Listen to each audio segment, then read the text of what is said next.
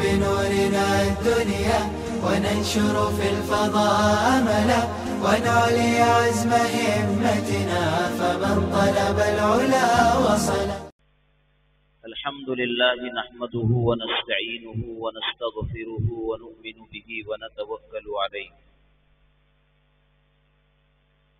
ونعوذ بالله من شرور أنفسنا ومن سيئات أعمالنا. من يهده الله فلا مضل له ومن يضلله فلا هادي له. ونشهد أن لا إله إلا الله وحده لا شريك له. ونشهد أن سيدنا وسندنا وحبيبنا ومولانا محمدا عبده ورسوله. قال تعالى في كلامه المجيد: أعوذ بالله من الشيطان الرجيم. بسم الله الرحمن الرحيم. فلا وربك لا يؤمنون حتى يحكموك فيما شجر بينهم ثم لا يجدوا في أنفسهم حرجا مما قضيت ويسلموا تسليما. وقال تبارك وتعالى: أطيعوا الله وأطيعوا الرسول وأولي الأمر منكم فإن تنازعتم في شيء فردوه إلى الله والرسول ذلك خير وأحسن تأويلا. وقال النبي صلى الله عليه وسلم: الدين النصيحة، أو كما قال النبي عليه الصلاة والسلام.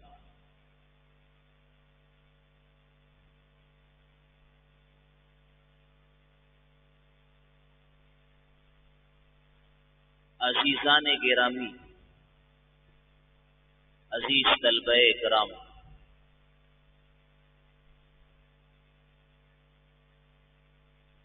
اس وقت تو ایک مدعا، ایک ایشو، ایک کرنٹ ٹاپک اور ایک ملک گیر مسئلہ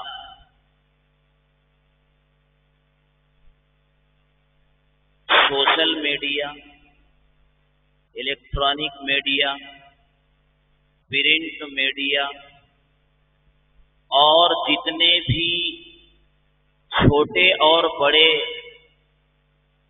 ترسیلات و ابلاغ کے اسباب و وسائل ہو سکتے ہیں اس کی زینت بنا ہوا ہے، جس کے متعلق مختلف کلاسوں میں مختلف طلباء کی طرف سے اس پر گفتگو کرنے کے لیے درخواست کی گئی مجھ سے. وہ ایشو اور مسئلہ ہے ہمارے ملک بھارت کا، جو اس ملک کے کچھ دیوانوں نے اٹھایا ہے، اور وہ ہے UCC،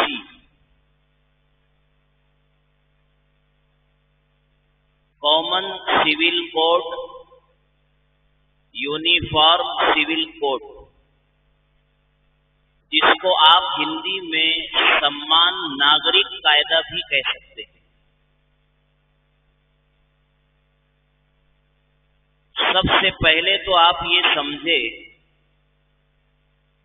کہ ہمارے اکابرین و اسلاف نے اس ملک کی جنگ آزادی کے سورماؤں نے اور ہیروں نے اس ملک کو بہت محنتوں سے آزاد کرایا،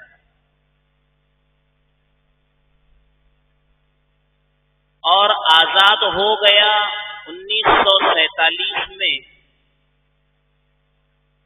تو ہمارے اکابرین اور اسلاف اور بزرگان دین کی یہ خاص تمنا تھی کہ ہمارا اتحاد نہ ٹوٹے، ہماری یکجہتی کو نظر بد نہ لگے، اور ہماری متحدہ طاقت منتشر نہ ہونے پائے.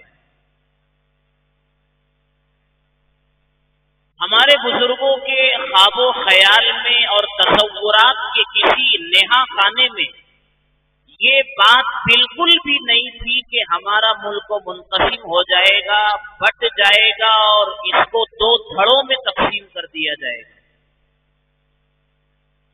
لیکن بدقسمتی کہے یا اللہ کی تقدیر کا نظام کہو، ایسا ہوا. ملک دو حصوں میں تقسیم ہوا. جو لوگ اپنی چوائس سے، اپنے انتخاب سے اور اپنی پسند سے ہجرت کے نام پر پڑوسی ملکوں میں جانا جنہوں نے پسند کیا، وہ چلے گئے، پاکستان کو آباد کر دیا. لیکن اس ملک کے واسیوں میں اس ملک سے سچی اور پکی محبت کرنے والے وہ جیالے اور وہ افراد، وہ مرد اور خواتین جنہوں نے ان ناگفتہ بے حالات میں، نازک ترین حالات میں بھی اپنے ملک بھارت اور ہندوستان سے محبت کرنے کی بنیاد پر ترک وطن کو اور ہجرت کو انہوں نے گوارا نہیں کیا، اور اسی ملک میں مرنا اور مٹنا اور سب کچھ برداشت کرنا انہوں نے طے کیا. وہ ہم ہیں.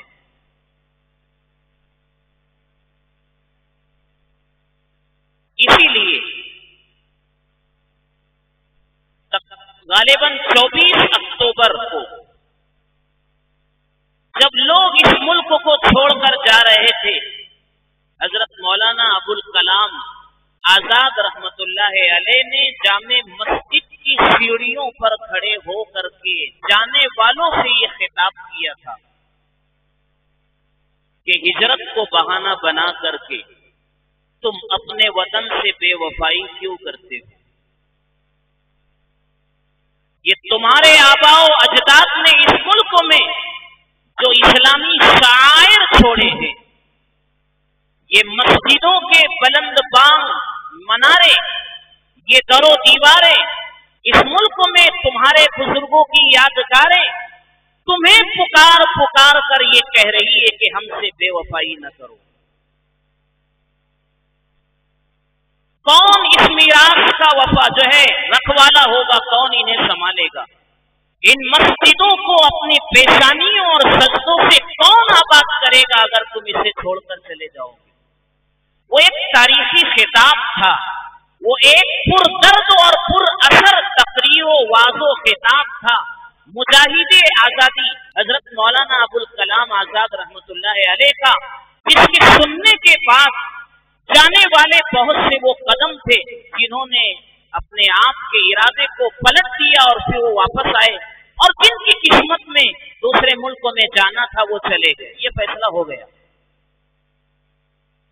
اسی کے ساتھ ہمارے بزرگوں نے اس ملک کی دیگر قوموں کے لیڈران سے مل کر کے جو ملک کا آئین اور دستور اور سنویدھان تیار کیا تھا، قانون ساز اسمبلی کے وہ ممبران جنہوں نے بابا صاحب امبیڈکر کی صدارت میں اور ان کی ذمہ داری میں رہ کر کے اس ملک کے قانون کو مرتب کیا تھا، یہ ملک کا قانون جمہوریت اور سیکولرزم پر بنایا گیا تھا.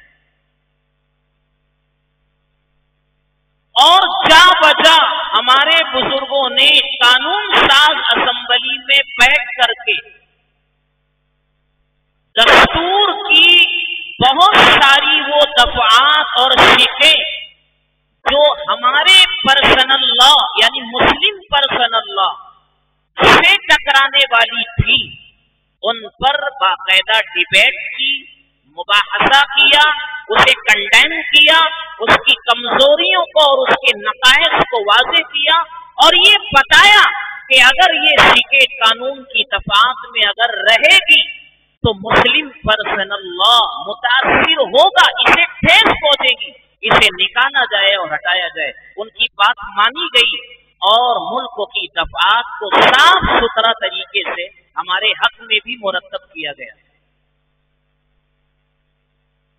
لیکن ہم انہیں ایک آنکھ نہیں بھاتے ہیں، हमारी तरक्की उन्हें पसंद नहीं आती है, हमारा इस मुल्क में खुशियों के साथ सुख के साथ जीना अच्छा नहीं लगता। इसलिए कुछ न कुछ हमें उलझाने के लिए, परेशान करने के लिए और हमारी सफों में इंतशार पैदा करने के लिए और हमारे दिलों को बेचैन करने का ये सिलसिला अब भी खत्म नहीं हुआ। यक्सा सिविल कोड उसी सिलसिले की एक कड़ी है। समझ में आई आपको? यक्सा सिविल कोड उसी सिलसिले की एक कड़ी है, यानी हमें उलझाने की, हमें बेचैन करने की। बाकी इससे ज्यादा यक्सा सिविल कोड का हमसे कोई ताल्लुक नहीं। आप बोलेंगे मुल्क में इतनी गंभीरता से इसको लिया जा रहा है, इतना टेंशन का माहौल पूरे मुल्क में बनाया गया है, तो बनाया गया है नहीं। समझ रहे बात आप? आपको मालूम होना चाहिए, आप इदारे में पढ़ते हैं, अहले इल्म कहलाते हैं, आपके मुज़ाकरात में और आपके मुताला की मेज पर वो किताबें और लिटरेचर जरूर होना चाहिए जिसमें मुल्क भारत की खूबसूरतियों को बयान किया गया।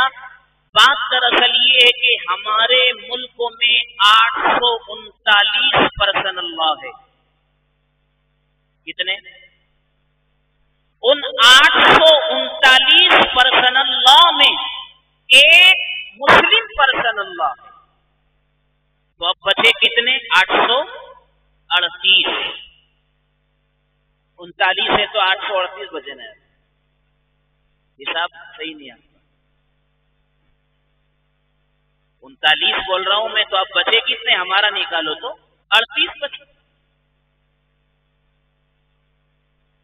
हर धर्म और जाति का इंसान, हर कम्युनिटी से ताल्लुक रखने वाला मर्द औरत, हर बिरादरी और हर धर्म से मोहब्बत करने वाला इंसान अपने रीति और रिवाज के साथ मुल्क में जी रहा है। हर एक का अपना लॉ है, उसका एक पर्सनल लॉ है, उसका एक कल्चर है, उसकी एक तहजीब है, सकाफत है, जीने का अंदाज है और अपने खुशी और गमियों को मनाने के नित नए और निराले उनके अपने तरीके हैं। और हमारे पास तो आफाकी, खुदाई, आसमानी, अबदी, लाबुद्दी और अज़ली कानून और शरीयत है जिसको मुस्लिम पर्सनल्लाह कहते हैं, जिसमें तरमीम, जिसमें किसी किस्म की तनकीस और किसी तरह की कोई कतरो बैनूनत और कमी और बेसी न पहले किसी में हिम्मत थी कि कर सके और आज न कोई कर सकता है। लहुमुल बुशरा फिल हयाती दुनिया व फिल आखिरा ला तब्दील लिकलिमातिल्लाह, ला तब्दील लिकलिमातिल्लाह। अल्लाह के अहकाम में कोई कमी नहीं हो सकती। ये तो हमारा ईमान है। जो जान मांगो तो जान देंगे और जो माल मांगो तो माल देंगे, लेकिन हमसे न ये हो सकेगा कि नबी का जाहो जलाल देंगे। हम अपने पर्सनल्लाह और शरीयत और अहकाम के बारे में कभी मुसालहत, कंप्रोमाइज और कभी जो है वो सौदेबाजी न हमने माजी में कभी की है, न आज करेंगे और न आइंदा। जब तक हमारी धड़कनें चल रही है कभी हम शरीयत के अंदर मुसालहत के लिए रवादार नहीं हो सकते। लेकिन कुछ चीजें ऐसी है मेरे भाइयों जिसे बहुत दिमाग से, तदब्बुर से, सोच और विचार के रास्ते से समझना चाहिए। उसमें एक यूसीसी भी है जिसको हमें समझना चाहिए। इससे सिर्फ हमारा नुकसान होगा ऐसा बिल्कुल नहीं, दूसरी बिरादरियों से भी ये मसला टकराने वाला है। अच्छा, क्या मसला है ये? हमारी सरकार ये चाहती है कि पूरे मुल्क में यक्सा सिविल कोड के उन्वान से एक ऐसा कानून नाफिज किया जाए कि एक ही धारे में मुल्क के सारे देशवासी बहे और चले और उसी के मुताबिक वो अपनी जिंदगी गुजारे।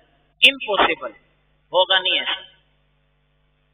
अच्छा, वो कहना ये चाहते हैं, उनके पास सबसे बड़ी बुनियाद ये है क्या कि कितनी अच्छी बात है कि हमारे मुल्क में एक कानून हो जिसके मुताबिक सब अमन चैन के साथ रहेंगे, चलेंगे, जिंदगी गुजारेंगे, कोई किसी से टकराएगा नहीं, उलझाव की कोई सूरत पैदा नहीं होगी। क्या एक घर के अंदर तो कानून भी चला करते हैं, तो एक मुल्क में तो कानून कैसे चलेंगे? उन्वान बड़ा अच्छा, लेबल बहुत सुनहरी है और उसका जो टाइटल दिया जा रहा है ये बहुत खूबसूरत उन्होंने बनाया है कि एक घर में तो कानून नहीं चलते, एक मुल्क में तो कानून कैसे चलेंगे? तो ये तो टकराव की शक्ल पैदा होगी। मेरे भाइयों, हाथी के दांत खाने के कुछ होते हैं और दिखाने के कुछ होते हैं। अभी करंट वाकया है मध्य प्रदेश का, एक मौजूदा हुकूमत से और सरकार से ताल्लुक रखने वाला व्यक्ति जो ऊंची जात से ताल्लुक रखता है, एक दलित इंसान के मुंह पर पेशाब करता है कि तुम जलील हो, तुम शूदर हो, तुम कमजोर हो, तुम गुलामी की जिंदगी के लिए पैदा किए गए हैं, हम बहुत ऊंची जात वाले हैं, हम बहुत अच्छे हैं। इसलिए वो पेशाब कर रहा है एक इंसान के मुंह। हम ये पूछना चाहेंगे कि जब तुमने इंसानों के माबैन मसावात और बराबरी नहीं रखी, एक जात से ताल्लुक रखने वाले इंसान को दूसरी निचली जात से ताल्लुक रखने वाले इंसान के तुम बराबर नहीं गर्दानते हो। आज भी देहातों में, रियासतों के मुख्तलिफ गांव और छोटे जो है कस्बात में ये मंजर देखने को मिलता है और खबरें आती है कि अगर कोई दलित समाज से ताल्लुक रखने वाला दुल्हा बनकर अगर घोड़ी पर सवार हो जाए तो पूरा ब्राह्मण लॉबी और पूरी ऊंची जात के लोग उसे नापसंद करते हैं, उसे मारा और पीटा जाता है। तुम लोगों के दरमियान मसावत और बराबरी नहीं करते हो तो मुल्क में एक कानून लाने की बात किस मुंह से करते हो? इंसानों को तो पहले बराबर की निगाहों से देखो। ये एक ढकोसला और एक झूठ बात है।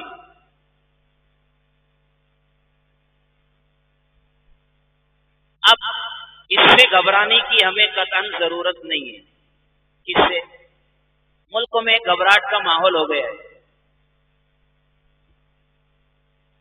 इसलिए घबराने की जरूरत नहीं है कि मैं आप लोगों से एक बुनियादी सवाल ये पूछ रहा हूं, क्या मुसलमान सिर्फ हिंदुस्तान में रहते हैं?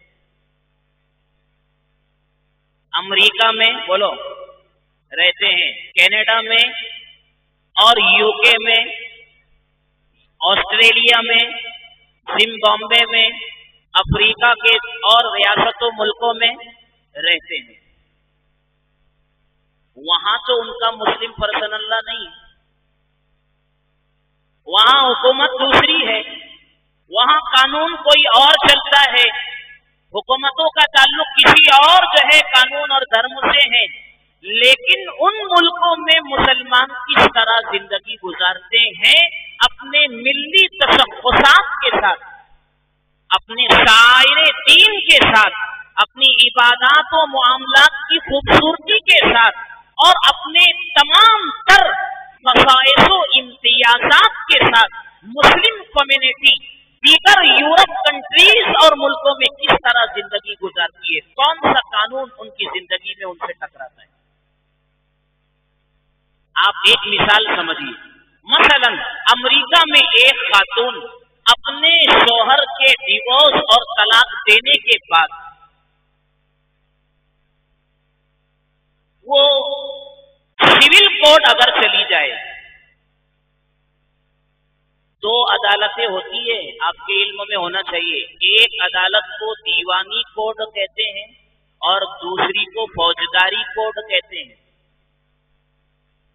सिविल कोड अगर वो चली गई और मैजिस्ट्रेट से और जज से उसने ये मुतालबा किया, कोर्ट से अपील की कि मेरे शौहर ने मुझको डिवोर्स दिया, तलाक दी है, लिहाजा मैं लाइफ टाइम मेंटेनेंस का अपने शौहर से डिमांड करती हूं। अल्फाज समझ में आ रहे हैं? यानी जिसको हम नान नफ्का कहते हैं, जिंदगी भर का नान नफ्का मुझे चाहिए, ये मदरसे की जुबान है। लिहाजा आप आदेश दीजिए। उसने तलाक दे के मुझे वीरान बना दिया, मैं अधूरी अकेली हो गई, मेरी अगली जिंदगी का क्या, कौन इसका जिम्मेदार, ये कैसे चलेगी? लिहाजा लाइफ टाइम मेंटेनेंस मुझे चाहिए, आप आदेश दीजिए मेरे शोहर को। उसने ये कोर्ट में ये अपना मुकदमा फाइल कर दिया। जाहिर सी बात है वहां की कोर्ट तो कहेगी ना ये तो।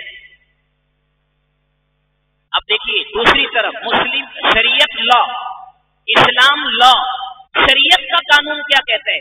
तलाक हो जाने के बाद औरत को 3 महीने, जिसको हम 3 MC और हैज गुजर जाना कहते हैं, 3 महीने 10 दिन, 3 महीने की कमोबेश ये मुद्दत है, इद्दत की इसका ये जमाना है।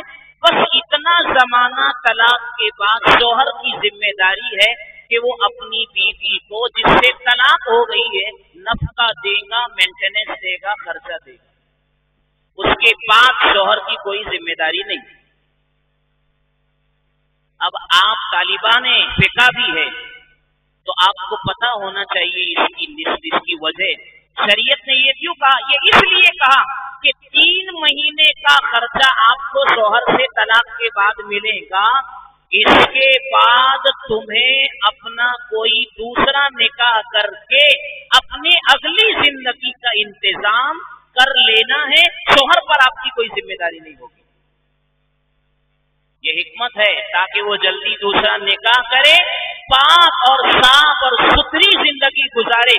अगर शरीयत लाइफ टाइम उसको तलाक के बाद नफका देने के हक में होती, शरीयत लॉ अगर उसको जिंदगी भर का नफका अगर दिलाता, वो सारी जिंदगी इसी तरह इसके ऊपर जो है डिपेंड रहती और कहना चाहिए इसी पर उसका दारो मदार होता और अपनी पाकीज़ा जिंदगी को गलत रास्ते से खराब करती। दूसरा शौहर नहीं इख्तियार कर, शादी की का रास्ता नहीं इख्तियार कर, और शरीयत चाहता है कि ये पाकबाज जिंदगी गुजारे।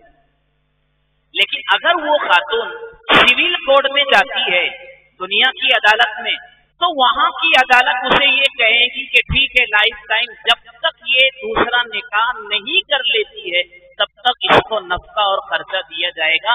मैं आपसे ये पूछता हूँ, वो खातून अगर मुस्लिम कोर्ट में आती है तो उसका फायदा है, या जो है वो दुनिया की कोर्ट में सिविल कोर्ट में जाती है, बज़ाहिर दुनिया का फायदा उसका कहाँ ज्यादा है आप बताओ? सिविल कोर्ट, दुनिया का फायदा ज्यादा किधर है उसको? सिविल कोर्ट में उसका फायदा ज्यादा है, ठीक है, क्योंकि लाइफ टाइम खर्चा मिलेगा। शरीयत तो 3 महीने का खर्चा देने की बात कहती है, लेकिन मैं जो समझाना चाहता हूं गौर करो, लेकिन वो दीनदार खातून सिविल कोर्ट में जाने की बजाय अपना मैटर और अपना मसला शरीयत के लॉ से हल करना चाहती है, और वो 3 महीने का नफका जो शरीयत दिलाती है उसे लेकर वो अपने दूसरे निकाह की राह को हमवार करती है, तो बताइए इस पर अमल करने में दुनिया का कौन सा कानून उसको रोकेगा? कोर्ट आपके घर पर आएंगी आपको रोकने के लिए। बात ये है कि जब आप अपने मैटर को सिविल कोर्ट लेकर के जाएंगे तब कोई दुनिया का कानून आपके राहों में कांटे डालेगा और आपको रोकेगा, लेकिन आप अपनी शरीयत पर खुद अमल करने के लिए दिलो जान से बेताबो बेकरार अगर है तो दुनिया की कोई ताकत, कोई पावर, कोई लॉ और कोई कायदा और कोई कानून आपको अपने जो है अपने खुसूसी अधिकार पर और पर्सनल लॉ पर अमल करने से नहीं रोक सकता है। इसलिए इसमें झगड़ा, इसमें डरने की क्या बात है? अब इसके सपोर्ट के लिए मैं अभी ताजा मिसाल देता हूं आपको। हमारे मुल्कों में अभी जल्दी ट्रिपल तलाक का कानून बना। क्या हमारे मुल्क के पार्लियामेंट के अराकीन ने, जिम्मेदारों ने ट्रिपल तलाक का कानून बनाया? ये भी हमारे मुस्लिम पर्सनल लॉ से मुतसादिम हुआ और वो अजीब दीवाना कानून बना जिस पर मैंने आपके सामने बात किया था। लेकिन मैं आपसे ये पूछ रहा हूं और बताता हूं कि ट्रिपल तलाक का कानून और बिल पास होने के बाद क्या मुल्कों में 3 तलाकों के वाकयात नहीं हुए? मेरे पास है कितने, तो मेरे इल्म में कितने हुए? मौलाना क्या हुआ? 3 तलाक दे दिया। बोले 1 देना था ना रे भाई। बोलो बहुत गुस्से में था। बोले एक ही देना था। इतना गुस्सा आ गया तेरे को, 3 दे दिया। हमारे नौजवानों का गुस्सा तो नाक पी रहता है। 3 के रास्ते पर तो कोई, 1 के रास्ते पर तो कोई चलता ही नहीं। 3 तलाक के वाकयात हुए। लेकिन मैं आपसे पूछ रहा हूं, हमारे मुल्कों की जेलों में 3 तलाक देकर उनकी निगाह में मुजरिम बनकर कितने लोग जेल की सलाखों के पीछे गए? क्या हुआ? क्या हुआ? कुछ भी नहीं। बहुत शोर सुनते थे पहलू में जिनका, जो चीरा तो इक्कत रहे खून निकला, जो खोदा तो निकला मरेला चूहा। सिर्फ चूहा नहीं बोलता हूं मैं, जो खोदा पहाड़ तो निकला मरेला चूहा। इसलिए घबराने की जरूरत नहीं, दूसरों को भी टेंशन में डालने की जरूरत नहीं है। कॉमन सिविल कोड हमारा इशू नहीं है, हमारा मुद्दा नहीं है। फिर क्या है? सिर्फ और सिर्फ हमें उलझाने की एक सबील है, एक रास्ता है जो सिलसिला उलझाने का और हमें परेशान करने का चल रहा है। उसमें से एक ये भी है। समझ रहे बात आप? अब करना क्या है फिर? हमें करना क्या है? सबसे पहला काम तो ये करना है कि हमें अपनी शरीयत को महफूज करना है। क्या करना है? हमें अपनी शरीयत को महफूज करना है। महफूज करने का सबसे आसान रास्ता शरीयत पर अमल करना है। अपनी शरीयत को महफूज करने का सबसे आसान रास्ता उस पर अमल करना है। आदमी का जिस चीज पर अमल होता है वो चीज लाइफ टाइम महफूज हो जाती है। ये आपके तजर्बे की बात बता रहा हूं, वो हमेशा के लिए महफूज हो जाती है। अब अगर शरीयत को हम खुद अपने घरों से निकालेंगे, जिंदगी से निकालेंगे, तो फिर उसे मिटाने की और उसको हमसे छुड़ाने की मेहनत करने की जरूरत ही नहीं रहेगी।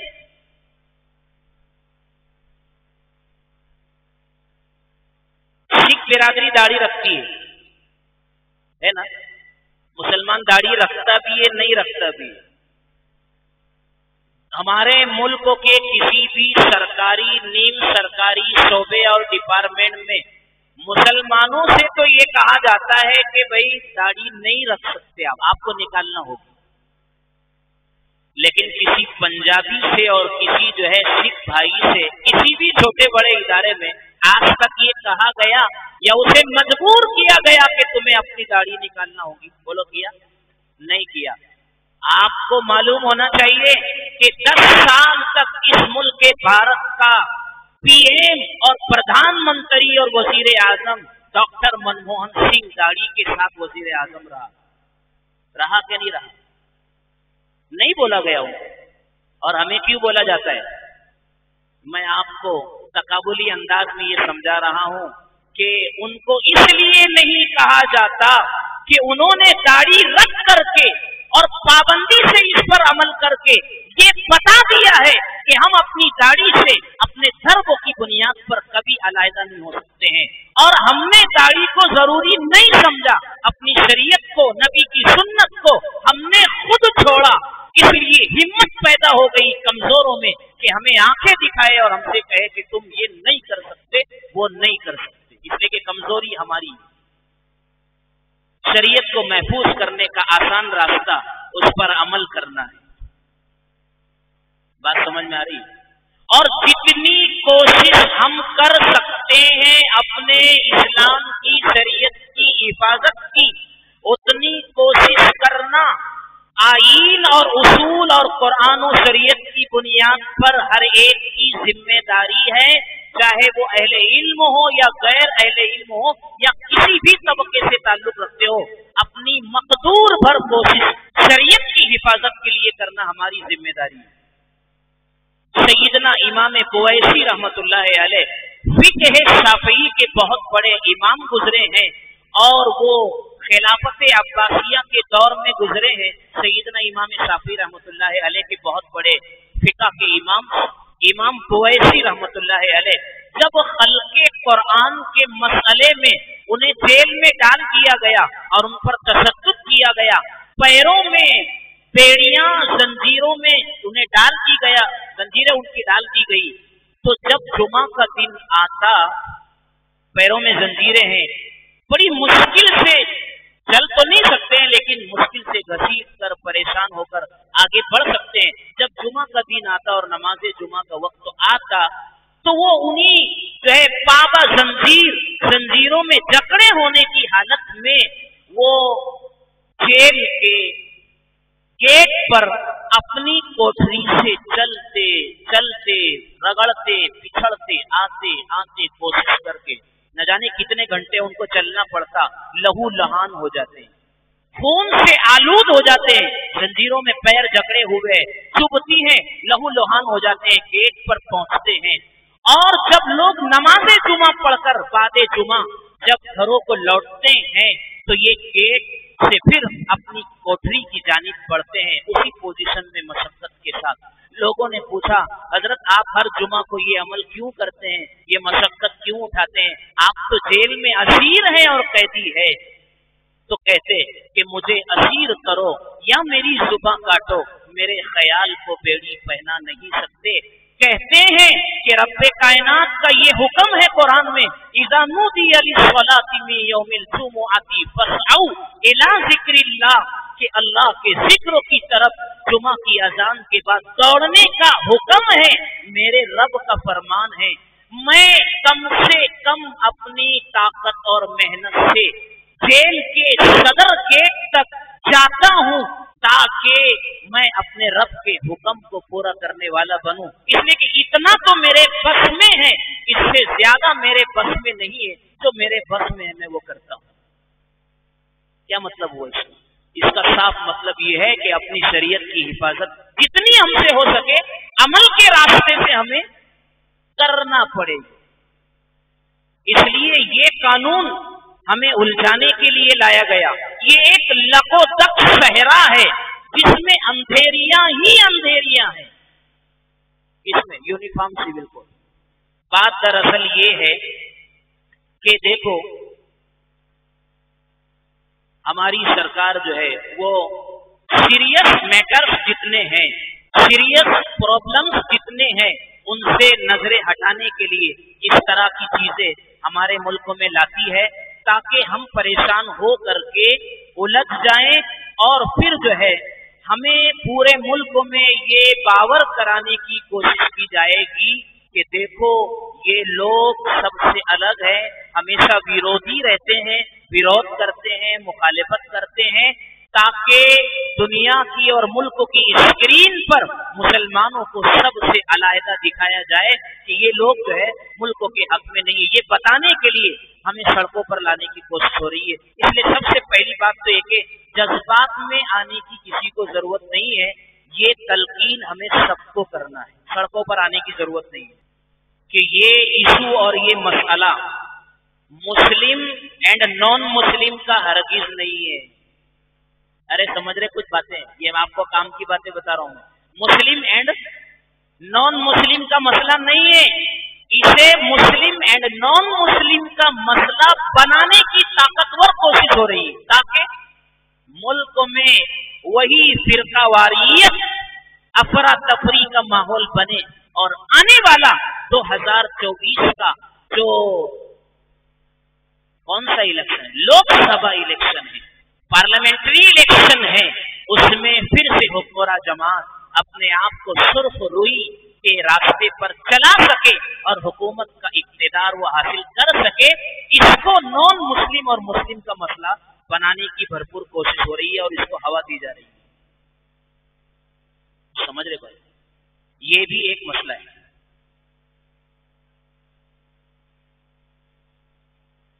अब एक मिसाल देकर अब मैं अपनी बात खत्म करने जा रहा हूं।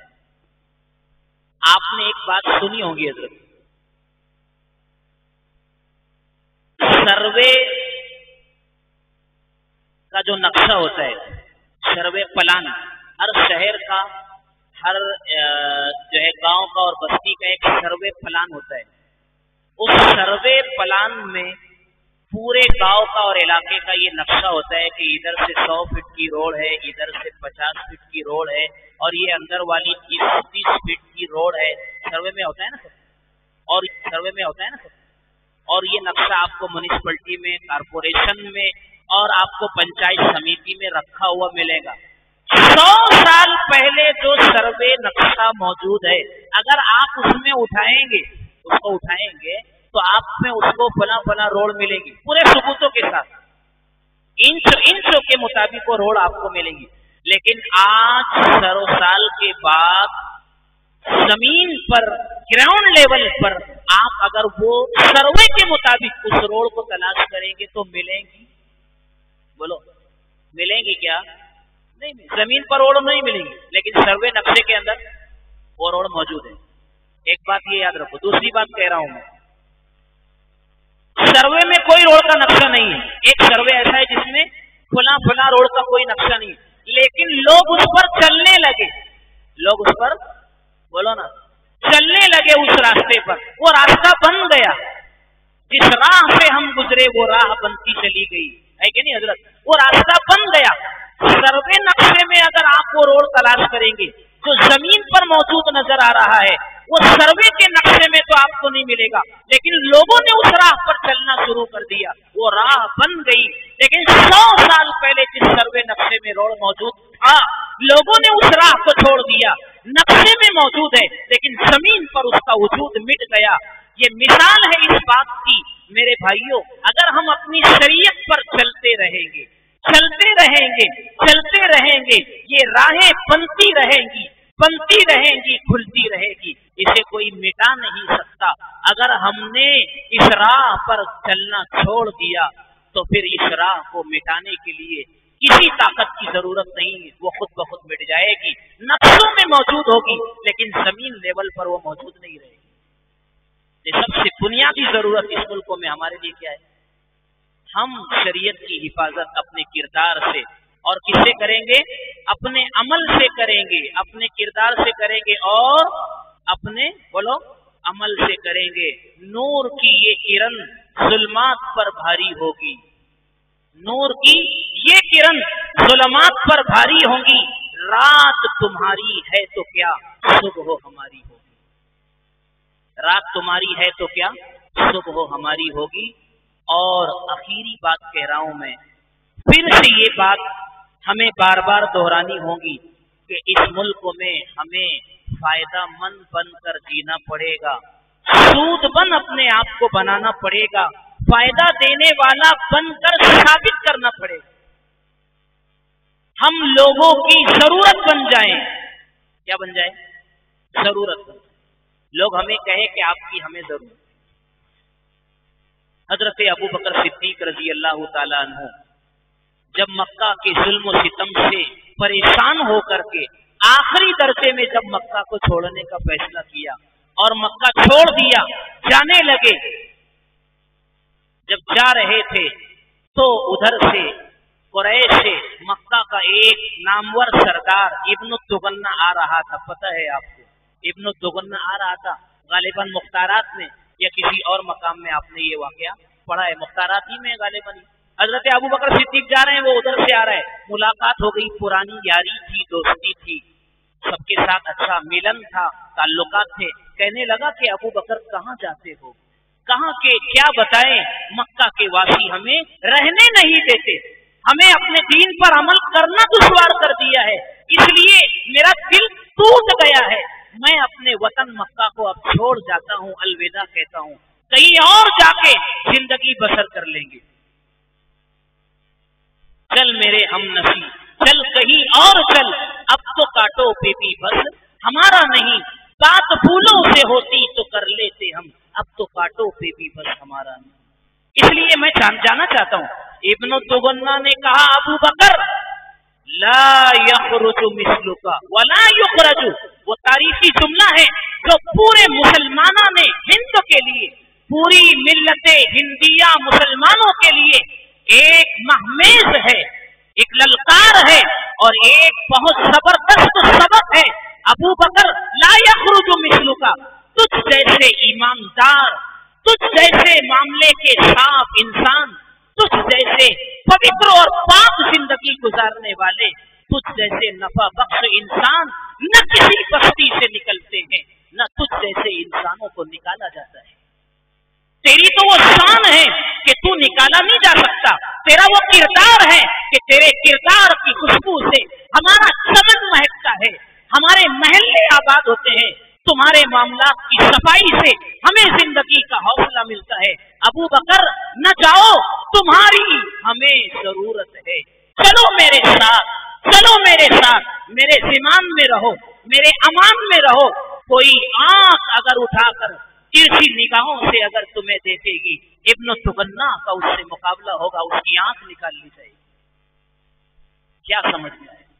ابو بکر جیسا کردار پیدا کرنے کی ضرورت، ابو بکر جیسی امانت کی ضرورت ہے، ابو بکر کے معاملات کی صفائی کی ہمیں مسلمانوں کو ضرورت ہے، وہ اخلاق کی بلندیوں کی ضرورت ہے۔ آوارہ گردی، کام چوری، ذمہ داریوں سے بھاگنے کا مزاج اور غیروں کی نقالی اور بےہودہ پن سے، بد اخلاقی کی راہوں سے مسلمانوں نے ہند کو بہت زیادہ اس وقت تو اپنے کو بچانا ہوگا، تاکہ دنیا کی دوسری برادریاں اور ملکوں کے دوسرے باشندے ہمیں یہ کہے کہ نانا تمہیں جانے کی ضرورت نہیں ہے، تم تو ہماری ضرورت ہو، تمہارے جانے سے گلستان جو ہے بے محک ہو جائے گا، تمہارے جانے سے بستیاں ویران ہو جائے گی، تم نہ جاؤ، یہ ضرورت بننا پڑے گا ہمیں اس اعلیٰ کردار کی ضرورت۔ اس لیے UCC ہو یا اور قاعدہ ہو، کوئی اور بل ہو میرے بھائیوں، اس سے گھبرانے کی ضرورت نہیں ہے۔ یہ ہم ایک پولیٹیکل مدعا ہے، کیا ہے یہ؟ ایک پولیٹیکل مدعا ہے جسے آگے آنے والے اوقات میں حکومتوں کو جیتنے اور اقتدار کی کرسیوں پہنچنے کی راہوں کو آسان بنانے کا ایک ایشو ہے۔ اس لیے الجھنا نہیں ہے اور پریشان ہونا نہیں ہے، اوروں کو بھی یہی سمجھانا ہے کہ اللہ کی شریعت کو دل و جان سے اپنی زندگی میں اتارو، تو پھر کوئی طاقت تم سے تمہاری شریعت، تمہارا حق، تمہارا ادھیکار چھین نہیں سکتا ہے۔